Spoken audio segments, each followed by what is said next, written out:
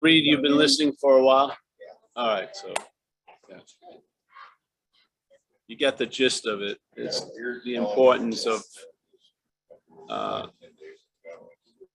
the emphasis on the importance of seeing the activity that implies what you're not, because obviously the message being ourselves reality doesn't seem to get through. So there's got to be some activity going on that's causing that to be almost an impossibility while being ourselves reality.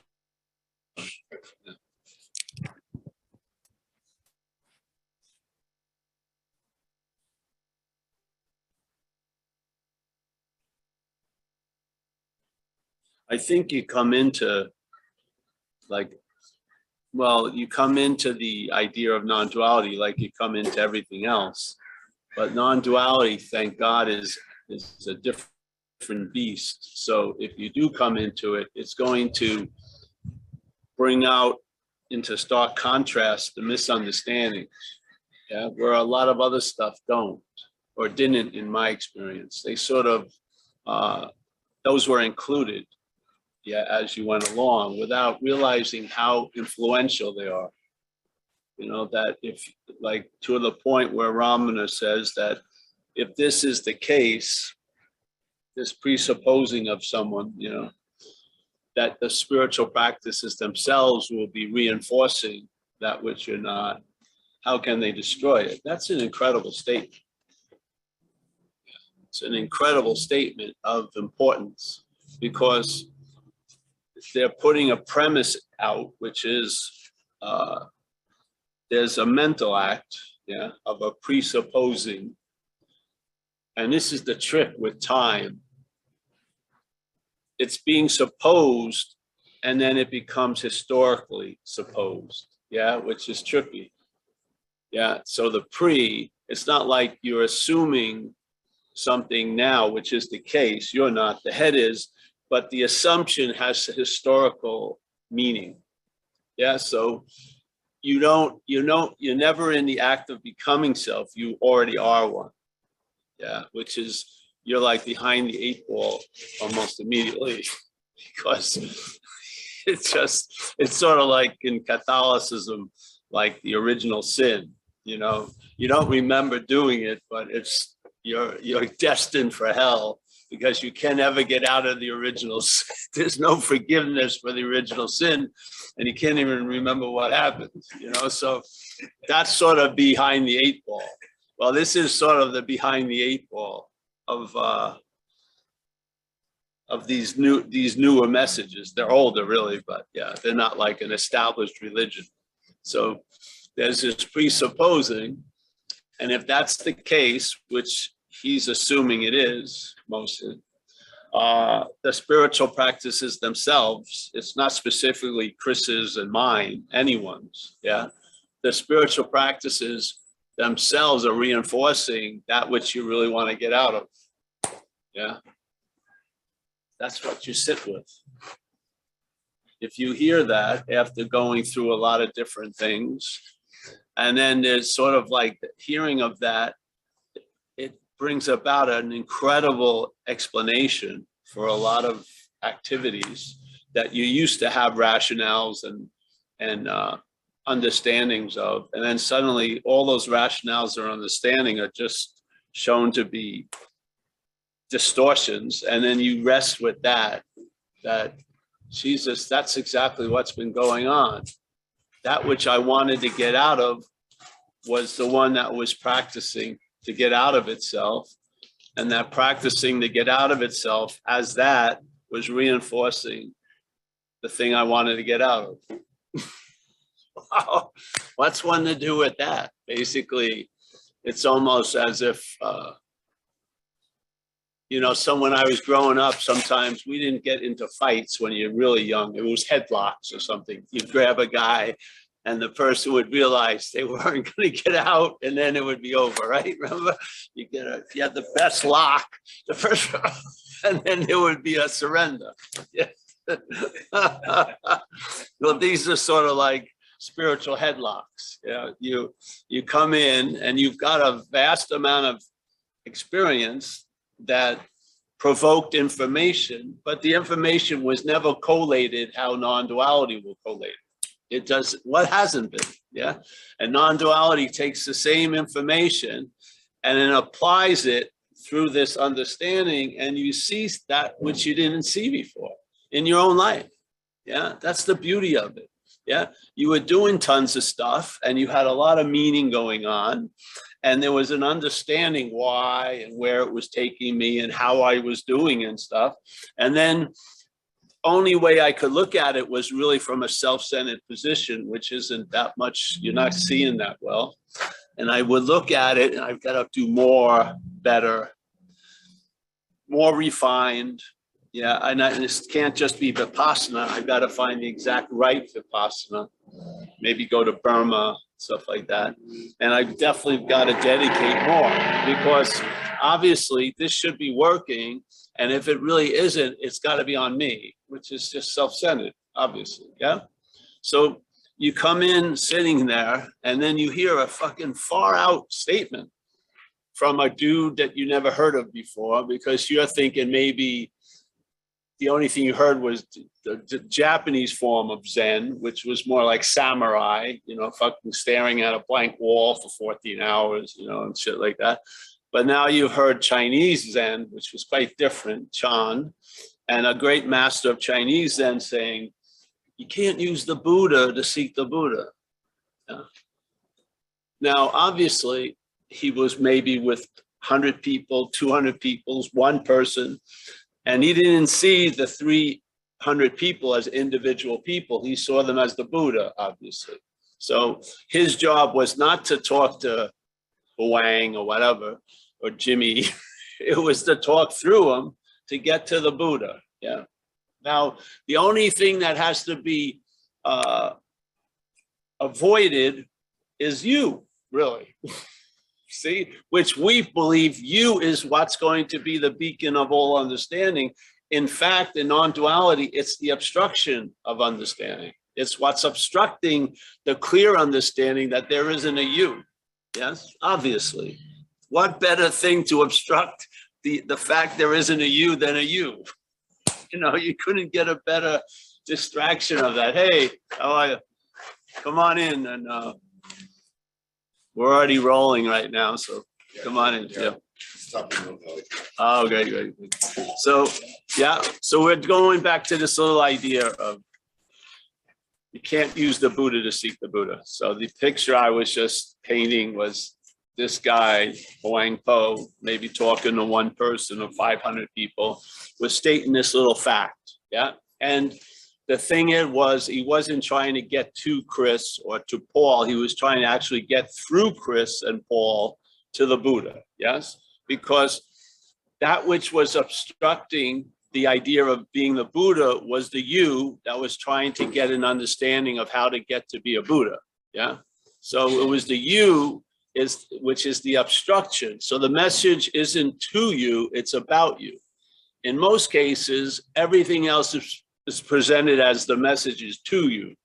But non-duality is like the message is about you. And it's not to you, because you're the obscuring factor. What? Yes. Your looking is what is the seed of the blindness. What? Yeah. Improving my mindfulness is missing the point that you're mind. You know what I mean? It sounds so crazy. It sounds as crazy as that when we used to do that talk at the bookstore in San Rafael, the spiritual bookstore.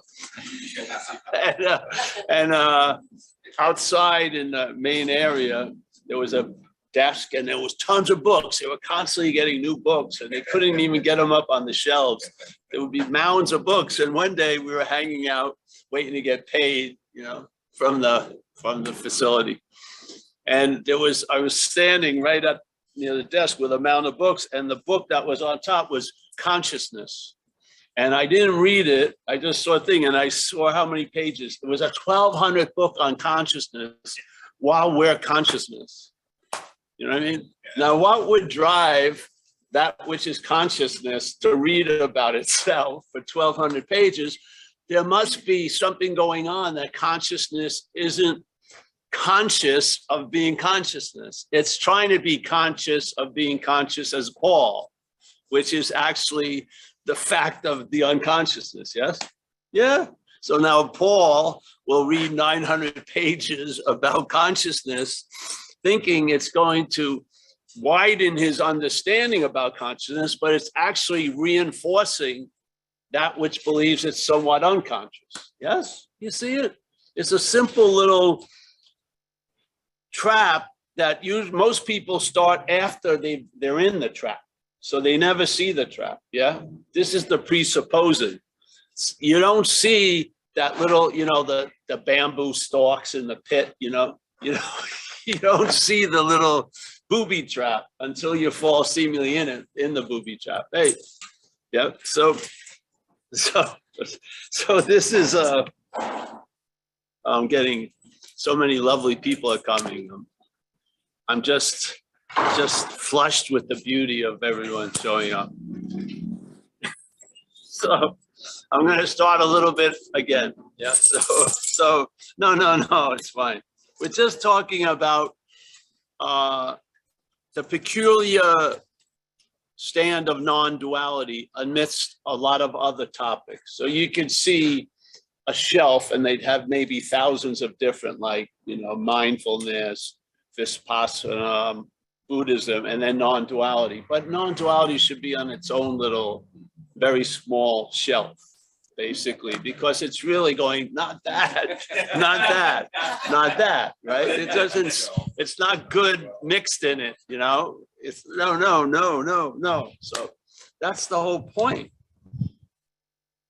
The whole point is, if you come in and hear the message, it's gonna bring in sooner or later stark contrast about what you think is hearing the message, really, which is really the goal of the message, is to see that you are what you're looking for, not as you take yourself to be. And it's not you taking yourself to be, that's the language, yeah?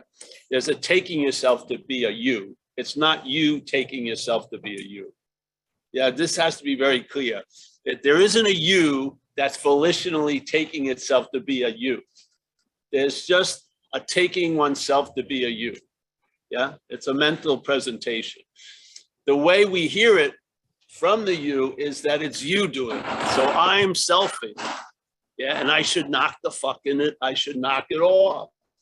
And if I knocked it off and there'd be less selfing, there would be more of that space. But no, the space would be filled up with you more. Yeah, because you're now seen as the one who stopped selfing, and was seen as the one who was selfing. Yeah, so in its presence, you're connected. In its absence, you're connected. Yeah, it's not presence or absence. It's the one who feels like they're present or absent. That's the addition. That's the target of non-duality. Yeah. And the target is shot with an assumption being ourselves reality. It is an assumption that you, after you get shot, can become reality. Yeah. You can find yourself after tons of years of work and effort to be reality. No, it's saying right now, what's looking is what you're looking for. So the reality that we are is presented and present right now in whatever is looking right now. Yeah. No matter the situation or the circumstances, that's that. Yeah. So let's see what makes that seem impossible, because it does, doesn't it? As soon as Paul is introduced to the equation, it becomes fucking metaphysical algebra, or, geometry or something. It gets so fucking crazy. But the whole point, every working of all the numbers still includes the primary number one, you. You. This is a negation of that primary number. It's not a destroying it because there isn't one. It's an imagining from the zeroness that there's a one. Yeah.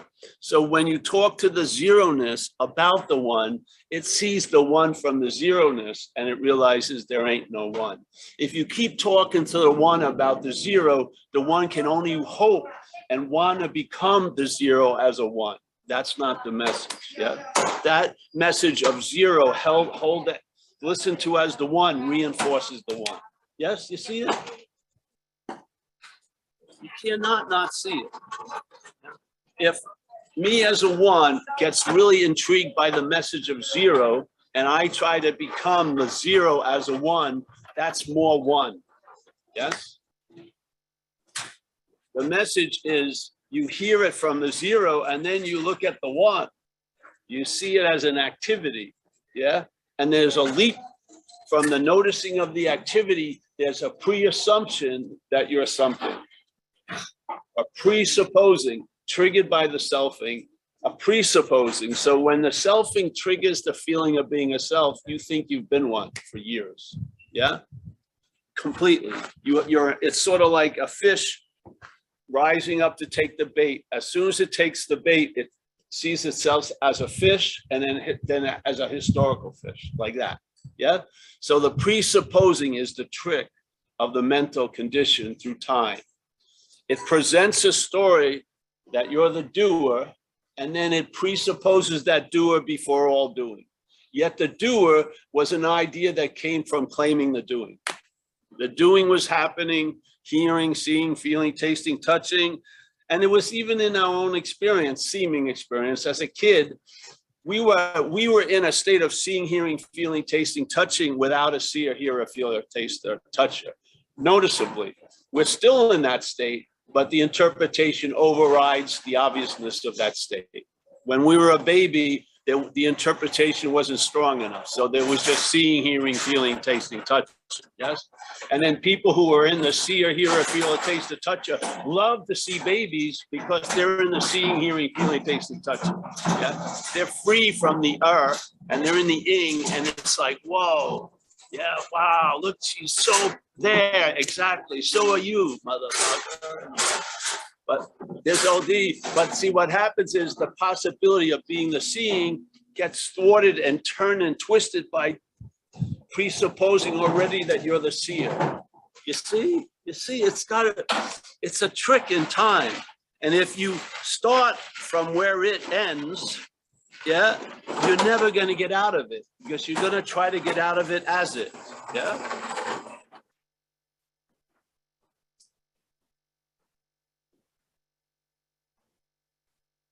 Yeah. No, I was just going to throw you a hat. You need a hat? Yeah. All right. Yeah. So again, that's the message I feel today. Yeah. The point is, the knowledge we need to have is about what we're not, really. We don't need any knowledge about us. Yeah, we're beyond the point of knowledge. We're in a state of being. Yeah, being doesn't have a large, vast need for knowledge. Yeah, it's on a need to know basis. It will know while being when it needs to know. It's not trying to. There's a need to know so that I can be. No, there's a being, and then you're on a need to know. Yeah. So basically, the being is sufficient in and of itself. It doesn't need any props or crutches. But the knowledge is about something to further you somewhere. Yes. In this case, you can't use knowledge to further you to get to where you already are. Yeah. So the knowledge, the stock of knowledge drops quickly because you realize we say in recovery, self-knowledge avails us nothing. It's a beautiful statement. It doesn't say knowledge avails us nothing. It presents it with self first. So any knowledge claimed by self, which is what we're not, is not going to avail us as what we are. Anything. Yeah? Because the knowledge of the self as cast in the Course in Miracles, this is great, eh? I could talk at a fucking train station. It doesn't matter. Yeah? Jesus Christ, Long Island Railroad. It does not freaking matter. That's the beauty of it, seriously. This old guy I used to be with, younger, his meditation group. He said, if you can't meditate on Fifth Avenue, it doesn't fucking matter if you're meditating at temples. Yeah. If you can't be holding it here now, it doesn't matter if you can there and then. Yeah. Peace and availability of what you are isn't conditional. You don't need the right conditions. It's not like taking ayahuasca or fucking mushrooms. That setting is very important. Setting is not fucking important in being. It doesn't. It is not. I found this out over the years, man, completely. Yeah. Jesus Christ. My condition, the condition I was at, it didn't matter. I talked, just here, I talked in Staten Island. That's all you need to know. Staten Island is a sociological experiment gone awry. And there I was in little church cellars. I love it though. Love it really. So this idea is simple. Let's look at the mental activity that's informing us all day based on its own premise. Yeah. And the mental activity cannot stand a verb alone. Yeah. When it comes in contact with a verb, it makes up a noun. It has to. So here, if I'm not the doer, you're the doer. If you and I are not the doer, God's the doer. There's always got to be a cause or a point where everything started from. Yes. And basically, that sense of doer to me in this society is the strongest plank of the whole story. Yeah. There's almost an impossibility to get out of the doer as a doer. You have to see it before the doership. Yeah. Because the doer here in our interpretation has this quality of volition. It's not only, oh, I did that, I should have done something else. You see, it's tricky. If it was just, all right, yeah, that, yes, doing, doer, fine. But the doer has a possibility, I didn't have to do that. I could have done something else. So this feeling of volition gets put in, and so much guilt and shame gets produced out of that volition. So someone gets into a car accident, someone dies, the person who survives, why were you going on that street? Yes, and then all these little fucking add-ons come in, and the person has to sit with all this fucking guilt and shame, not only because the person that they were driving with died, but they shouldn't have been driving. Yes, I shouldn't have been on that road. I shouldn't this, on. And it can go on for 40, 50 years. Yeah. And nobody who's singing in the choir is going to let you leave. They're going to see you as the fucking doer. Yes. They're going to see you as the doer. And especially with that degree of shit. Yeah. I had it when I was growing up. I used to act out. People, we'd get loaded. I'd get caught. The parents, they wouldn't want to see me. So when we drive to, let's say, my friend JB's house, I'd have to hide because the parents had, it's Paul Hedderman who's the cause of my son's bad behavior. See? And I was so happy when JB got arrested without me because it blew their whole fucking story out of the water. But I lived for years with ducking and this and that because I was the cause of all this crazy behavior. Obviously, it's not true. None of it's fucking true because there is no doer. But here, trying to act like you're not the doer as a doer doesn't fucking work. Yeah. But if you see you're not the doer, then when the doer feeling and what it causes occurs, you can travel lighter through it. Yeah. You don't try to travel light as it because that's more heaviness because you'll fail in that doing. But you'll travel lighter as not the doer. Even if it's just an understanding will help. But if you really sort of get it, it frees a lot of space up. Yeah? So this idea of doership, I remember when I used to see this guy, Ramesh Balsekar in India, his doesn't matter, man. His main, he had been with this great master, Nisargadatta Maharaj, the guy, they came out a book with I Am That. And when he started to teach, he just tried to emphasize the personal doership. That's the only thing he really targeted. Are you positively sure that you're the doer of everything that's happened through you? And then he would ask you, hey, take one incident today and see how many things had to happen for that thing to happen, that you're saying you were the main happening of it, yeah?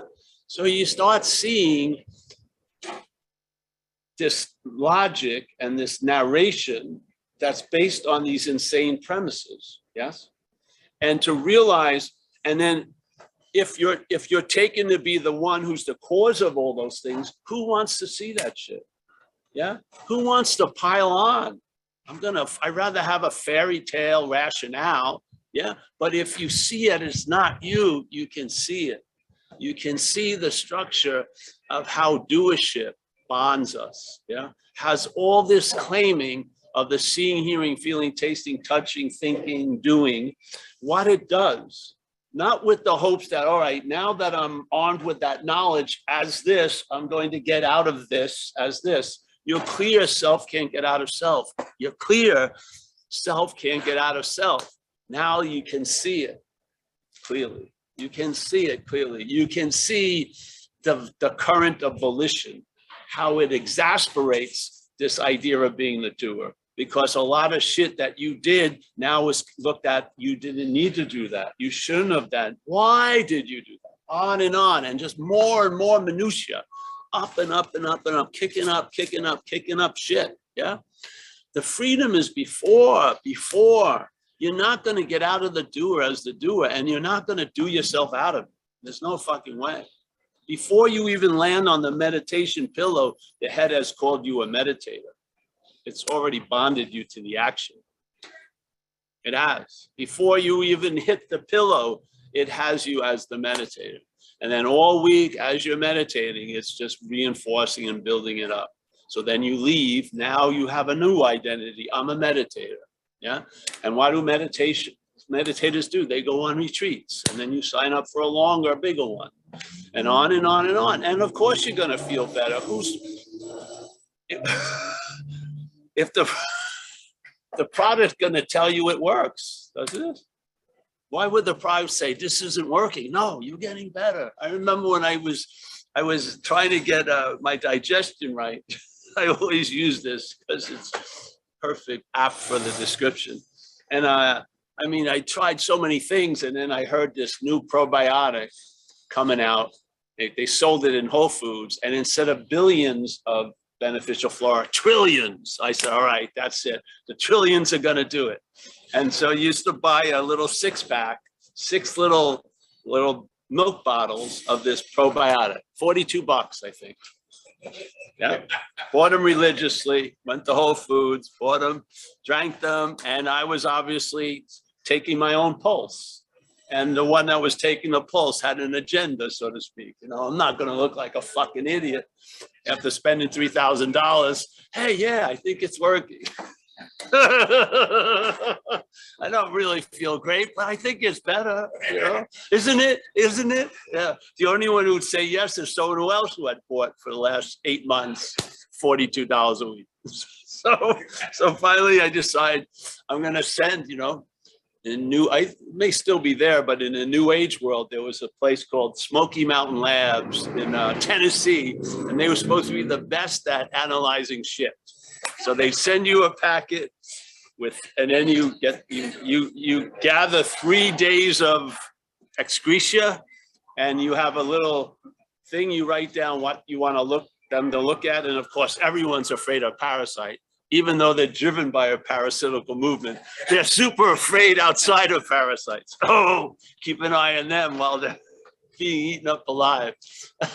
So parasite, yeah. And I asked all these things, so comes back. I look at the first thing, no signs of parasite. Oh, fantastic. Then I go down, I go, okay, signs of beneficial flora. Now I must have put in like 300 trillion of these little migrants, you know, fucking let the boats in, they're throwing them in religiously. Should have changed the civilization, you imagine, you know what I mean? So I said, oh, I'm really excited. Beneficial flora, indications, 0.000. There's no signs of the trillions of fucking beneficial. I said, how could that be? Where did they go? $3,000, what happened? And then I go to the next paragraph. Mr. Hedderman, you have 2 bacteria that love beneficial flora. So basically I was catering to these fucking bacterias in my digestive area, getting them the highest fucking level of like lobster and crab, throwing it in there, having a feast. Strengthening, just like it says, to presupposing a non-existent thing, wanting to get relief for the non-existent thing. Your practices themselves are reinforcing the non-existent thing. How can they destroy it? That's exactly what was happening. I was reinforcing the problem with the idea that I was destroying it. Why? I had a misunderstanding. I didn't know there was these 2 bacteria in there that changed the whole program. Do you know what's going on in your head? Do you know that every diagnosis that you come up with has been collated and revised and edited by the interpretive, the head? As the Course in Miracles says, the brain interprets to the body of which it is a part. Doesn't say that's bad or good, it just says it's a fact. The brain takes in information, yeah, collates it all to fit the body of which it is a part.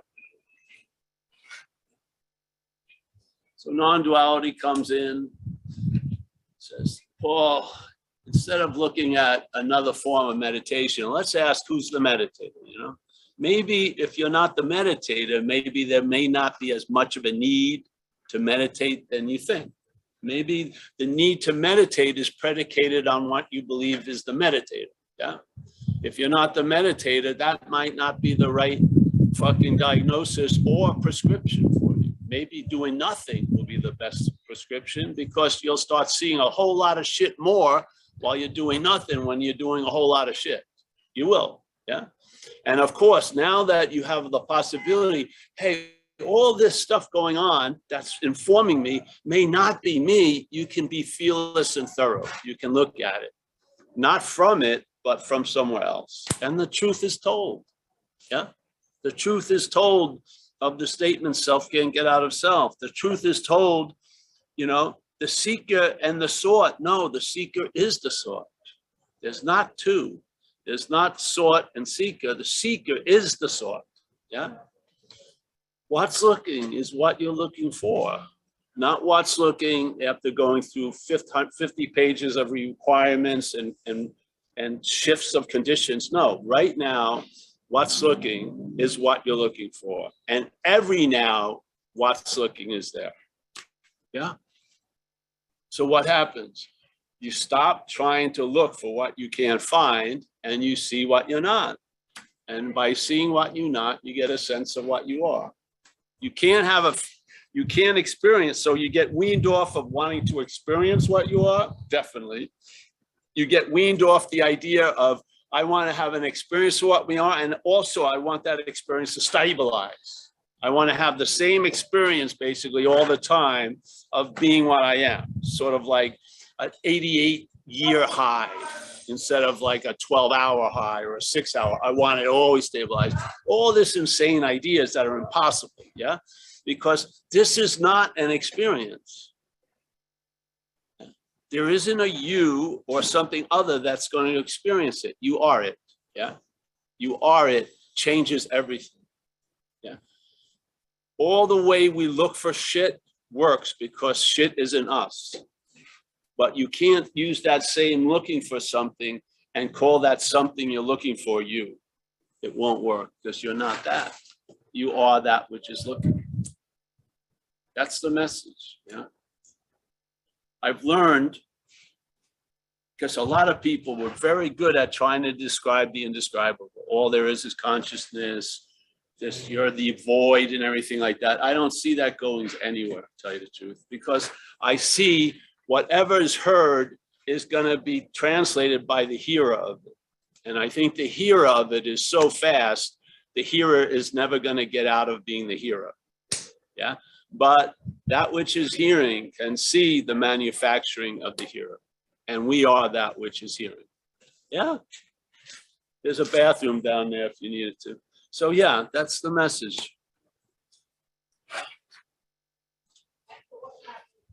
Nothing new. Yeah. Nothing new in non-duality. That's great. There's nothing new in it. There's no new papers found in a cave. No. It's a simple, simple invitation to look at what you're not from what you are. Yeah. We don't emphasize what you are. What needs to be emphasized is what you're not. Instead of trying to emphasize what you are as what you're not, we're going to emphasize what we're not to what we are. And what we are will come up to a very quick conclusion. I'm not that. And then that activity that seems to be a part of this whole experience will allow a lightness to show up, not as a goal to look for in the mess, but from something other than the mess. Yeah. So you'll travel lighter as Paul. Yeah. Paul could never pull it off. Couldn't. Paul trying to travel lighter as Paul got him arrested quite a lot. This is traveling lighter as Paul, not caused by Paul, for Paul, by Paul, but yeah. Yeah. Yeah, it's cool. So you want to ask anybody have any questions? We got a Zoom going on here, so yeah. Raise your hands if you want to ask a question. It's very strange little thing. Oh yeah, someone here wants to ask a question. Read. So, seeing what we're not, isn't that conditional effort?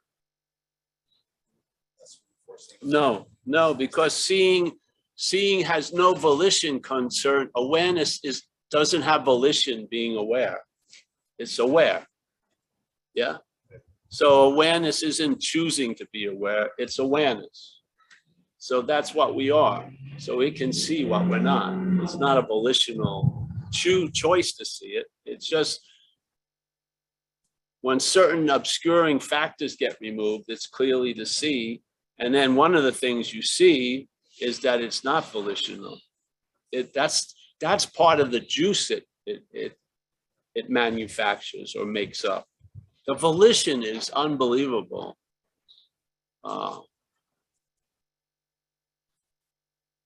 Sometimes you get to see time a lot, the influence of time. Lately, I've been seeing the influence of volition a lot, just from people's shares and just what's going on with other people. I see this like, it's almost like a dry current, like when you're in the ocean, you can feel something. It's not the water, but something's moving through the water, yeah? Pushing you one way or the other. I see volition sort of like that. This idea, it's an idea, yeah, that really expands on the preoccupation, obsession that doership makes available. Doership gives a lot of material to work with, but then adding volition and ownership is unbelievable.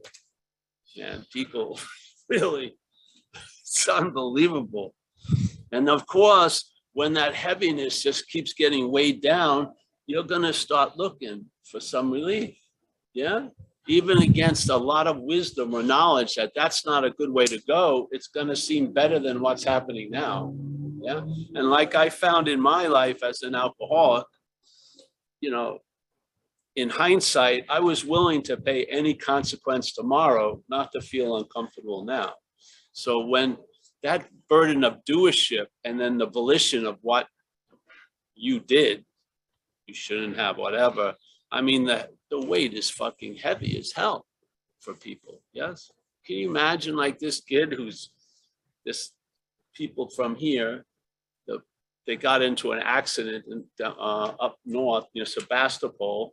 They're twins. One of them's dead. The other one's in critical. And I think another one of the brothers was driving, and I think they were intoxicated. That kid who's the critical one, when he wakes up, he's going to have a lot of weight waiting for him. You know, his brother's dead, da, da, da, what were you doing? Yes, and the sense of doership is going to permeate. Unbelievable. Yes, and how are you going to get any relief from that as the doer? You know, that's a long road to hoe, to try to find forgiveness as the thing that did it. You know, there's a much lighter way to go and question the whole premise of doership, not while you're trying to get out of being the doer, but just seeing it.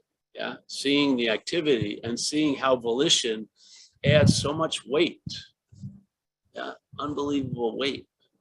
And that's what's happening. Like, there's a lot of meaning being given, something that's emphasized in the Course in Miracles. You and I are we give everything all the meaning it has. Well, through volition, there's tons of meaning that's given to doership. Yeah, you shouldn't have, unbelievable. You get screwed like 20 different ways. So where's there going to be relief there? The only relief is before it. Yeah. The freedom of from the bondage of self isn't when the self is freed. That's part of the bondage of self. It's seeing you're not a self. That's the freedom, and that's before the bondage. Yeah. The self wanting to get out of the bondage of self is always an afterthought. It's trying to get out of something that's actually never really been true. So of course it fails. And then we fall into this category of self trying to get out of self, and self can't get out of self. Yes? So the doer would read, the idea of being the doer would read non-duality as a way to escape responsibility for shit. That's what the mental state would be doing with the message of non-duality. That's why it doesn't work if you're trying to use it for escape. It will fall flat on its face, which is great. Yeah, you've got to come there with a certain sense of humility, and then there's an understanding of what's going on, but you've reached a point where, hey, if I don't ever get out, that's all right, you know. And then it says why you're not in. That's the beauty. But you can't be struggling to get out and hear non-duality in the way it's presented. I feel I don't see it working. Yeah, if you're coming here for another skillful means to get, you know, out of self quicker or something as the self, it's probably gonna give you shit, nothing, which is great. Yeah, and that's its whole, the quality and the quantity and the weight of non-duality is nothing. It's not adding or subtracting anything. It's just, here you go. And then, yeah, and when you're seemingly nothing, it's a great way of receiving nothing. Yeah, yeah. Then everything can start happening. Yeah. I like to do sharing. Yeah. Yeah, I through this message, I got a lot of relief from hanging out at self-help books and bookstore section. I used to be just hanging out at self-help books. Every book would be like, oh, this, I need this. And I would get it, I would buy it, and then read it, 2 chapters, and I would lose inspiration. Yeah. You know, having the same problem, or whatever that problem is. And new problems would come up. Oh, I have this problem. I need to fix this. Yes. And so this message says, relieve self, help. Yes. And also relieve me from therapy. Yeah. Therapy, you go to the therapist, and you have this issue like, oh, but more creative. I was there type therapist. I'll become more creative. More creative. I go in there and she'd be giving me, we would talk, and it'd be like turn into a cast, other problems would come up, and it would go into night. Yeah. It was never any end to it. Wow, it's like what a little solution. Yes, I know. And then from that, I got this message. That's what I used to plug myself with the idea. Why don't you send me a quarter of the amount of money you saved this year from books? That would be a nice donation. 4 retreats, 2,000 each. Whew, that's 8,000. 12 books, DVDs. Oh, that's a nice little percentage. It's true though. But what the real value is, that which you hoped to find your interest land in, you are. Yeah, you are the presence you are hoping to find through that reading. Yeah, that's the beauty of it. The beauty of it is what's looking is what you're looking for. Yeah. So you never get gypped. You're just here constantly. That's where like there's no problems to solve. You have no problem. Yeah, and one way, and then problems come up, and all this shit happens. Yeah. But the whole point is, shit happens. It doesn't mean it happens to you. It means shit happens. There's a misreading of everything because the interpretation is based on the body or on the I am, Paul. Yeah. So the way self-centered works, everything, how it pertains is always how it implies to self. Yeah. That's self-centeredness. So everything could be dispersed and usually gets sucked here. Yeah. Goes back to me. And after a while, the emphasis is more on the me and less on what's happening. So instead of life is happening, which is a pretty cool event, life's happening to me can be a drag. Yeah. Can be a fucking drag. So a Saturday isn't a Saturday. It's on a graph of Saturdays with little markings. That was the best Saturday. This is a little lower Saturday. I got up at 8. This was better. 10, not bad Saturday. It's like fucking everything's a race. Yeah. And yet you're set to lose, basically. Everyone else knows when the gun's gonna fire. You're like waiting. Oh, you know, it's slavery. Huh? I think a lot about that. Makes winning. Think about Yes. successful people and how we praise them. And it's like bullshit. Most of the people that are doing anything are not recognized. It has nothing to do with the winners. They're just in that place. They're just in a space. Yeah. It's really nothing. It's probably better to fly under the radar anyway. Yeah. Jesus Christ. Yeah. That's the beauty of like, I had intimate experiences in recovery where it was clear something was doing for me what I couldn't do for myself. And it sort of must have had a critical mass where there was a convincing of that. Yeah. So like the talks, I never show up for the talk. So that's why it goes on. I don't think about, there's nothing to get out of a talk for what I'm not. It's just begrudgingly here. It's like a Toyota doesn't go into the store. I do. The Toyota drives here, but it doesn't have nothing to do with the whole thing. It's beautiful. It doesn't need to be a Mercedes. What? It doesn't need to be a Mercedes. Yeah, well, yeah. So yeah, it's traveling lighter. What more do you want?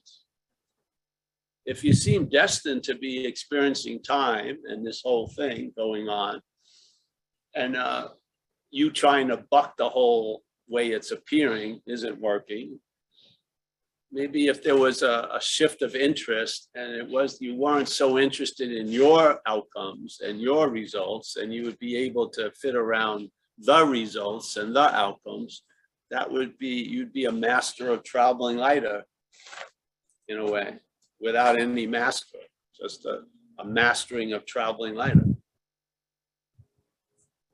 I think, what more do you want, Bill? I mean, I thought I really believed I could get out of here. Every time I shot a lot of coke, I was hoping I'd get out of here. And I believed I could, and I was wrong. You can't escape from an imaginary place. I had no idea.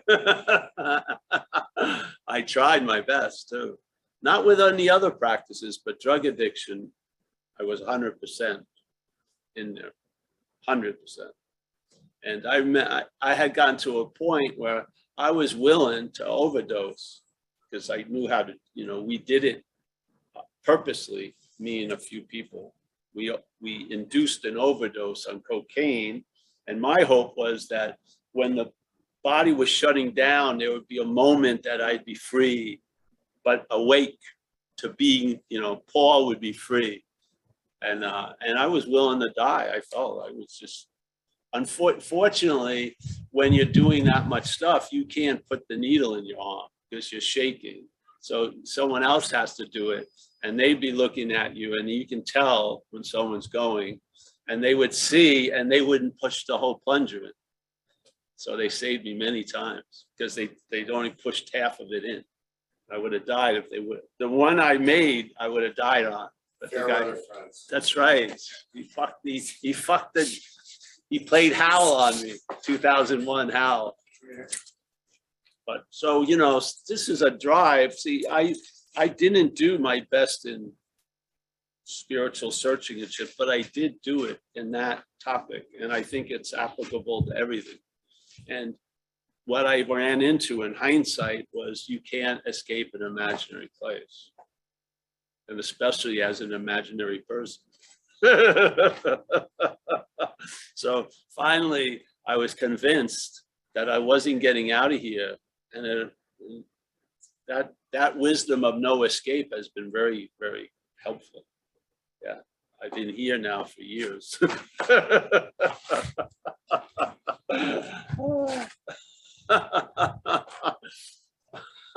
What I was trying to get out of was a mental here, really. The here that I am, it was right there, but I wasn't seeing it. I was only seeing the surface, like you know, what's his name, Narcissus in the pond.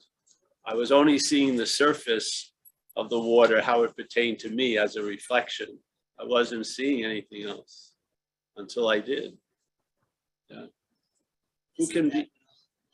It's narcissist. It's all self. Yes, yeah. I am so amazing.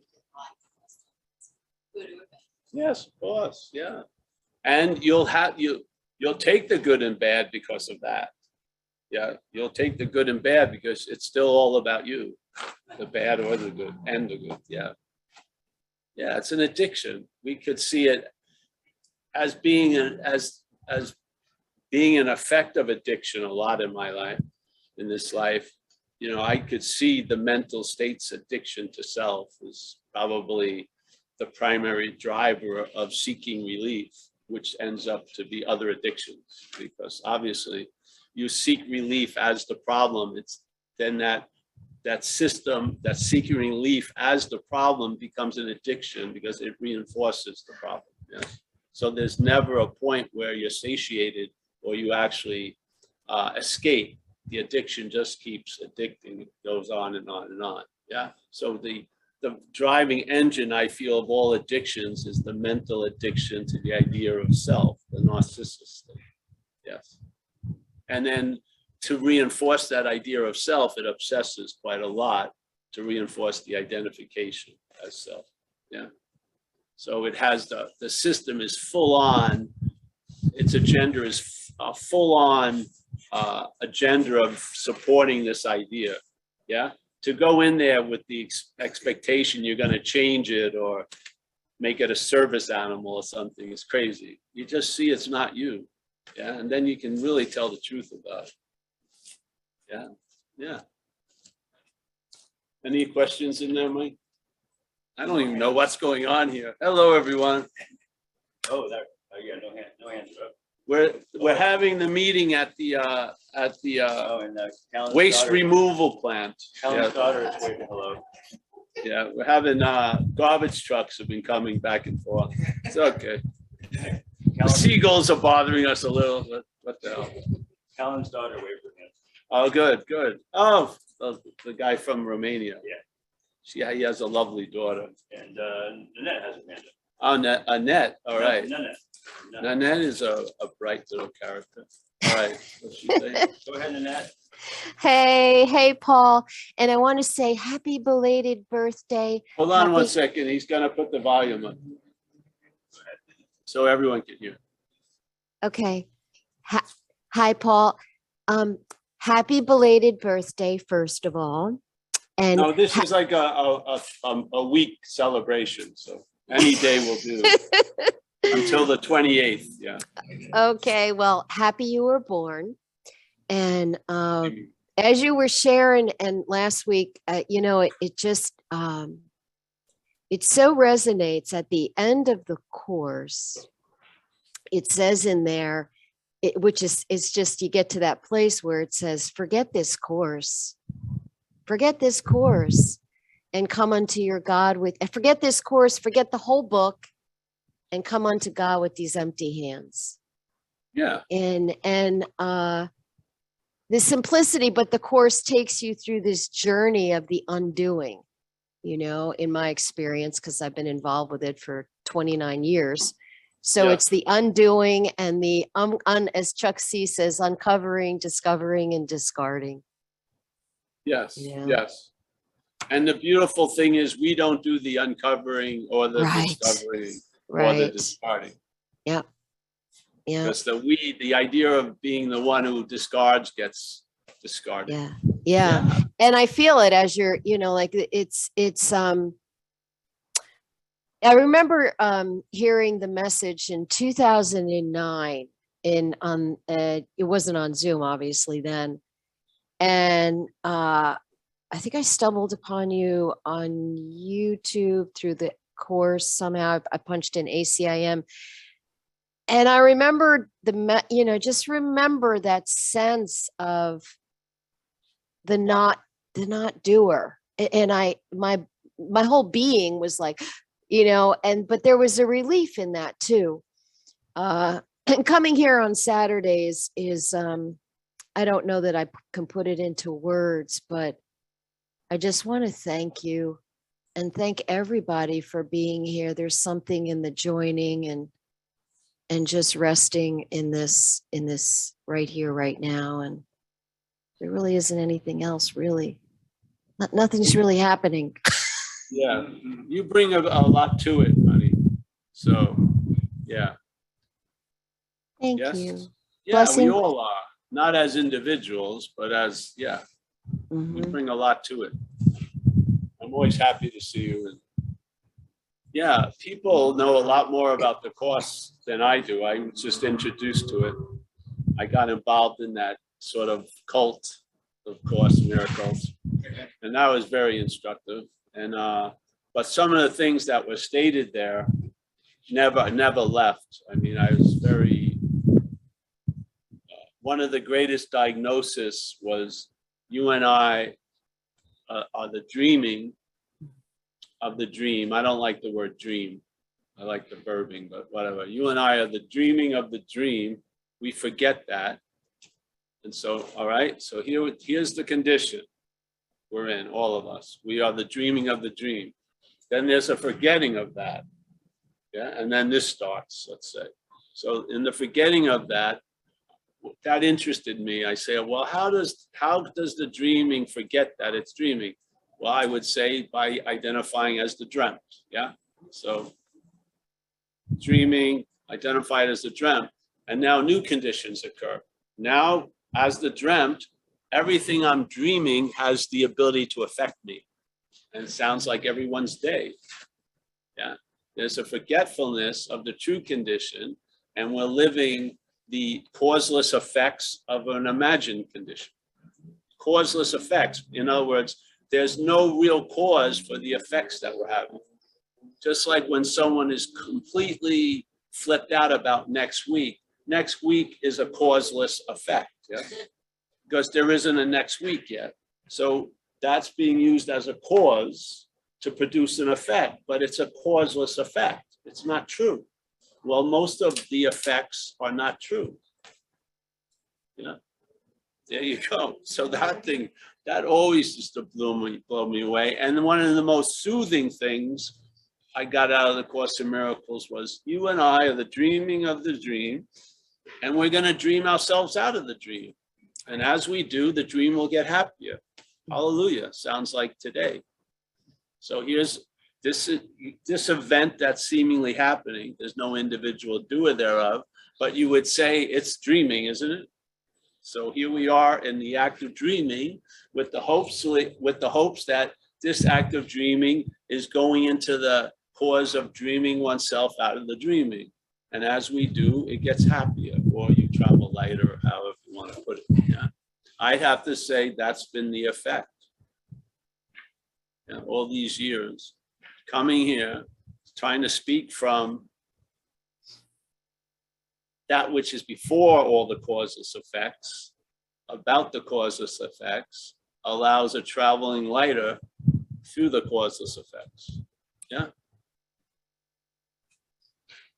All the while, don't waste time trying to convince that causeless subject that it's the there's causeless effects, because it doesn't see it. It never will see it. Yeah. The system is not AI. It's programmed. It has limitations. It's not growing in its fucking dreaming. It isn't. It's got the same limitations. Yeah. It has a mental logic. It cannot see a verb without a noun. It just can't do it. Yeah. If something happened, there had to be someone or something that did it. That's its cause and effect. Yeah. And for us as an individual, we're the cause of a lot of effects. Yeah. And we get a verification of the cause by the severity of the effects. So when people feel pain in the body, they have a validation that this causeless effect is really a cause. Yes, I am the body. How could I not be feeling this way? It feels so fucking real. Yes, doesn't it? Yet, if you see it, it's all based on there is, see, the escape was before the imprisonment. Yeah, like I had that event I share with this group in Australia. We went through this 8-day thing. They were very good Rajneesh people. They could take ideas and make them into something.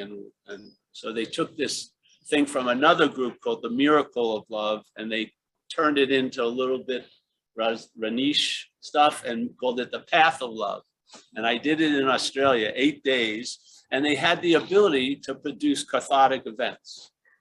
Yeah, they set it up, they do these talks and everything, and then you'd have this, they'd empty the place, put mattresses, and they'd have all these people sitting on the perimeter, never saying a word. Yeah, now we're at the raceway. Now, never saying a word, just holding the space, and then they put on music and people would just go off. So this one time I went off near the end, like the 6th day.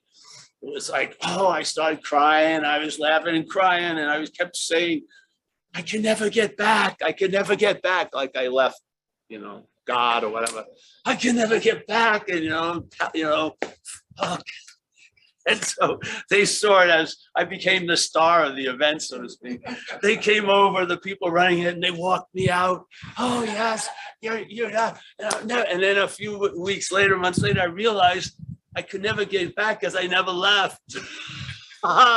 There was no drama in that. There was no pulling the hair. I never left. That's why I can't get back. I thought I can't get back because I done something terrible. I left. I'm gonna mea culpa for years. No, you never left, stupid. That's why you can't come back. The fact was I can't come back, but it was seen in one way that wasn't working at all. Yeah. Yeah, it was like, Jesus, how am I going to amend this mistake? I can never get back. I'm screwed forever. Yeah, the head loves that. So, but no, I never left. That's the beauty of it. So I hope that flavor is what I feel. It's contagious. Yes. And you can infect others with it if you're infected. And I hope you go on and you don't need anything with this. It does its own thing. Yeah. Yeah. Travel lighter. Is that it? What time is it, Mike? What time is it? 2. Let's end it. It must be getting hot, out there. My legs are, yeah. Well, let's say goodbye to everyone. We're gonna go to coffee if you're interested. We go to coffee at this place in Sausalito, not far. And, Yeah. And Judith had wanted to everyone have them sing you happy birthday, but you can't see them, so I don't know. That's right. I'm gonna leave. You can sing to your heart's content. Let's sing it. Yeah, I can't see any. What? It was yesterday. Yes, yes. Yes.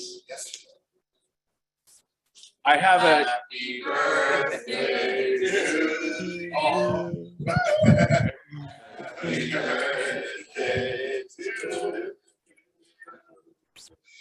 Happy birthday, dear Wally. But you can't fucking. Happy birthday. I can't hear anything. All right, let's pass the basket now. I think Colin's daughter tried to also, so thank you. Oh, thank you, everyone. I like to say good. Let me see them anyway. I like to say goodbye to them. Can they see me here? Oh, no. Here, hold the camera, but. Hey, hold up- everybody. Hold up one end of the bank. Oh, no, I don't need. I Just hold up one end. All right. I'm trying to see you. Hello, everybody. Thank you. Kaylin, thank you. Nice to see you. I'm underneath Mike's tent here. I can't see anyone anyway. Thanks. Tell him, hey, thank you so much. Thank you. Happy birthday, Paul. Thank you. Thank you very much. Yes, yes. All right, you can do that. Yeah. It costs about $1,200. They keep you cool. They do everything, yeah. Oh, wow. A lady in Berkeley was selling one. I think you could have gotten it for $1,000. For the firehouse. I know. We got three different names. It's right on the main street. Yeah. It's the building, it's the same water. Wait, let's just put the chairs back if you can. Pull this thing up. No.